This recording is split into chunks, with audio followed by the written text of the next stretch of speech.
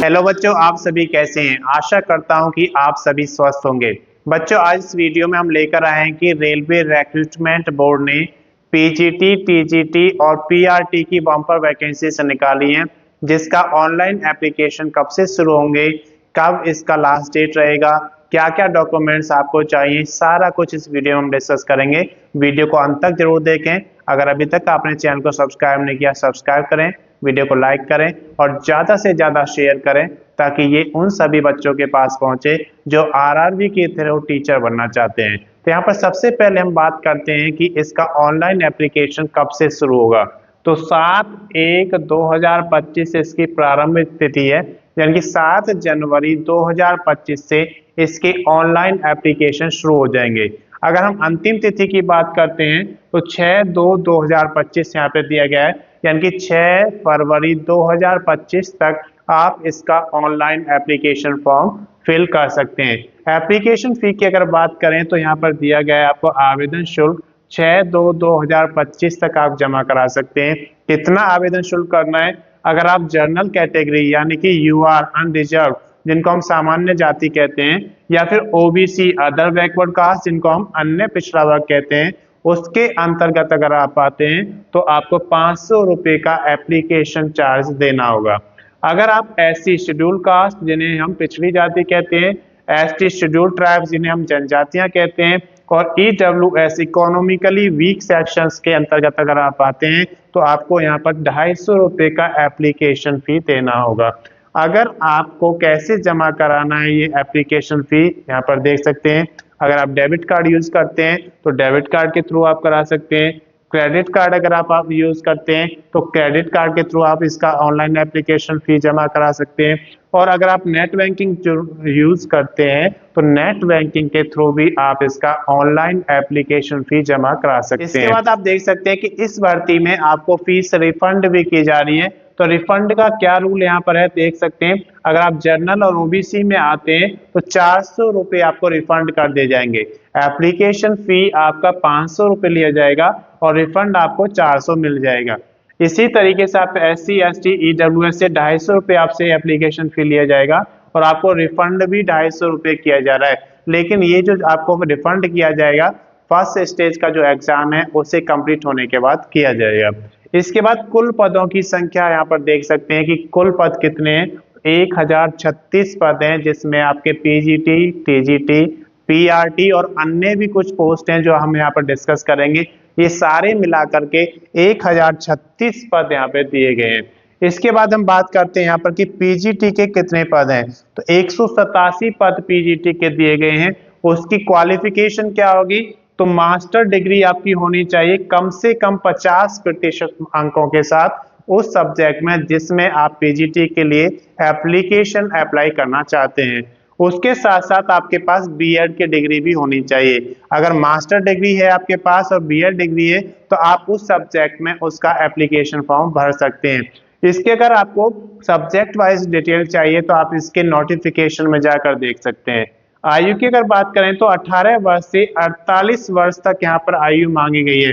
कम से कम 18 वर्ष होनी चाहिए और ज्यादा से ज्यादा 48 वर्ष होनी चाहिए। अगर आप रिजर्व कैटेगरी में आते हैं तो आपको इसमें छूट दे दी जाएगी रूल के अकॉर्डिंग, जो भी इसमें रूल बनाया गया है। इसके बाद हम बात करते हैं टीजीटी की। तो टीजीटी की अगर बात करें तो 338 पद टीजीटी के दिए गए हैं। अब इसके लिए क्या क्या यहाँ पर आपके पास होना चाहिए? बैचलर डिग्री होना चाहिए कम से कम 50% अंकों के साथ उस सब्जेक्ट में जिसका आप फॉर्म फिल करना चाहते हैं। उसके साथ साथ आपके पास बीएड या फिर डीएलएड होना चाहिए। बैचलर इन एजुकेशन या डिप्लोमा इन एलिमेंट्री एजुकेशन, ये भी आपके पास होना चाहिए। इसके बाद अगर आपने 10th प्लस 2 किया हुआ है कम से कम 50% अंकों के साथ और 4 साल का आपने BLED bachelor in elementary education, BA BEd या फिर BSc BEd किया हुआ है तो भी आप इसके लिए एलिजिबल हैं। लेकिन इनके साथ साथ आपको इसमें टेट भी क्वालिफाइड होना चाहिए। अगर आपने टेट नहीं किया हुआ है तो भी आप इसके लिए एलिजिबल नहीं होंगे। आयु की बात करें तो 18 वर्ष से 48 वर्ष तक यहाँ पे आयु मांगा गया है कि कम से कम 18 वर्ष होना चाहिए और ज्यादा से ज्यादा 48 वर्ष। अगर आप रिजर्व कैटेगरी में आते हैं तो आपको यहाँ पर आयु में छूट मिल जाएगी। इसके बाद देखते हैं जूनियर ट्रांसलेटर हिंदी। तो हिंदी के ट्रांसलेटर की यहाँ पर 130 वैकेंसी, जो कि बहुत बड़ी वैकेंसी होती है। 1036 पद टोटल दिए गए हैं, उसमें से 130 पद आपके पास ट्रांसलेटर के हैं, तो ये बहुत बड़ी भर्ती है। तो इसमें आपके पास हिंदी ट्रांसलेटर के 130 पद हैं। पीआरटी की बात करते हैं तो 188 पद दिए गए हैं यहाँ पर पीआरटी के लिए।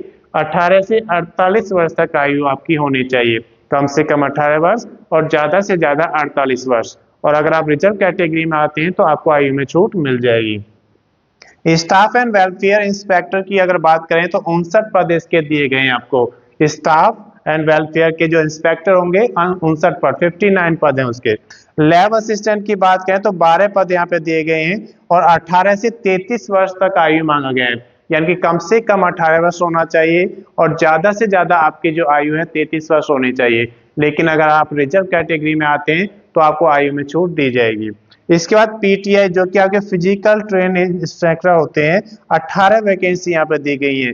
उसके लिए आपके पास बैचलर इन फिजिकल एजुकेशन होना चाहिए या फिर आपने बीपी एड कंप्लीट किया हुआ है तो आप इसके लिए एलिजिबल हैं। आयु 18 से 48 वर्ष यहाँ पे मांगा गया है, यानी कि कम से कम 18 वर्ष और ज्यादा से ज्यादा 48 वर्ष होना चाहिए। रिजर्व कैटेगरी में आते हैं तो आपको यहाँ पर आयु में छूट मिल जाएगी। इसके बाद लॉ असिस्टेंट की बात करते हैं, जिसके 54 पद यहाँ पे दिए गए हैं। लॉ असिस्टेंट के लिए आपके पास बैचलर होना चाहिए लॉ में और उसके साथ साथ आपकी आयु 18 से 43 वर्ष यहाँ पे रखी गई है, कम से कम 18 वर्ष और ज्यादा से ज्यादा 43 वर्ष होना चाहिए। और अगर आप रिजर्व कैटेगरी में आते हैं तो आपको आयु में छूट मिल जाएगी। इसके बाद बात करते हैं हम पब्लिक प्रोसिक्यूटर की, जिसके 20 पद यहाँ पे दिए गए हैं। पब्लिक प्रोसिक्यूटर के बाद यहाँ पर अन्य में हमने उन पदों को रखा है जिनमें कम वैकेंसी है, तो वो सारे मिलकर 30 पद यहाँ पर हैं, जिसमें आपके 12 या फिर स्नातक के बेस पर यहाँ पर क्वालिफिकेशन आपके पास है तो आप इसके लिए एलिजिबल हैं। ये सारे डिटेल्स आप इसके नोटिफिकेशन में देख सकते हैं। इसके बाद बात करते हैं डॉक्यूमेंट्स की। तो जब भी आप कोई ऑनलाइन एप्लीकेशन फॉर्म फिल करते हैं तो उसमें आपको डॉक्यूमेंट्स अपलोड करने पड़ते हैं, तो वो सारे डॉक्यूमेंट्स आपके पास स्कैन कॉपी में होने चाहिए ताकि आप वो फाइल उसमें अपलोड कर सकें। तो कौन कौन से डॉक्यूमेंट्स आपको चाहिए? एलिजिबिलिटी के, अब जिस पोस्ट के लिए आप यहाँ पर अप्लाई कर रहे हैं उसके एलिजिबिलिटी के अकॉर्डिंग आपके पास डॉक्यूमेंट्स होने चाहिए स्कैन कॉपी में। जैसे अगर आप पीजीटी का फिल करना चाहते हैं तो आपके पास मास्टर डिग्री होनी चाहिए उसकी स्कैन कॉपी, और उसके साथ साथ आपके पास बीएड की भी स्कैन कॉपी होनी चाहिए ताकि जब आप फॉर्म फिल करेंगे तो उन्हें अपलोड कर सकते हैं। उसके साथ साथ आप किस स्टेट में रहते हैं उसका डोमिसाइल सर्टिफिकेट आपके पास होना चाहिए। आप किस कैटेगरी में आते हैं, अगर रिजर्व कैटेगरी में आते हैं तो आपके पास कास्ट सर्टिफिकेट भी होना चाहिए। तो ये सारे एलिजिबिलिटी डॉक्यूमेंट्स में आ जाते हैं।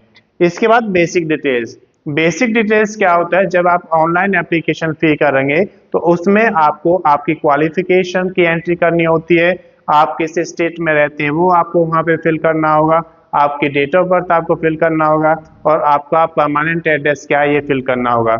जब ये सारी चीजें फिल हो जाएंगी, बेसिक डिटेल्स आपका कंप्लीट हो जाता है, फिर उसके बाद आपको उसमें क्या करना होगा?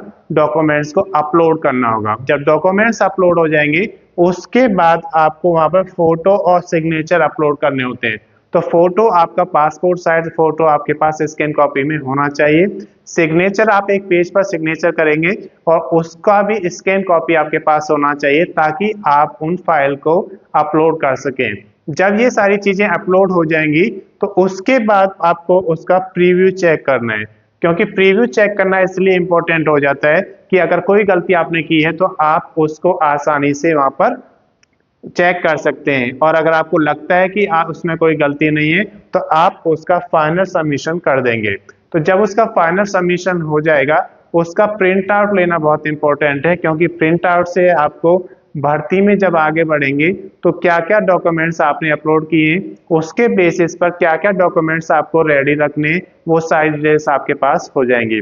अगर इसकी अधिक जानकारी आपको चाहिए तो आरआरबी के CEN नंबर 7/2024 जो नोटिफिकेशन है उस पर जाइए और वहां पर आपको सब्जेक्ट वाइज सारी डिटेल्स मिल जाएंगी। मैं समझता हूं कि ये जानकारी आपके लिए पर्याप्त है। अगर अभी तक आपने चैनल को सब्सक्राइब नहीं किया, सब्सक्राइब करें, वीडियो को लाइक करें और ज्यादा से ज्यादा शेयर करें ताकि ये उन सभी बच्चों के पास पहुंचे जो आरआरबी के थ्रू टीचर बनना चाहते हैं। धन्यवाद।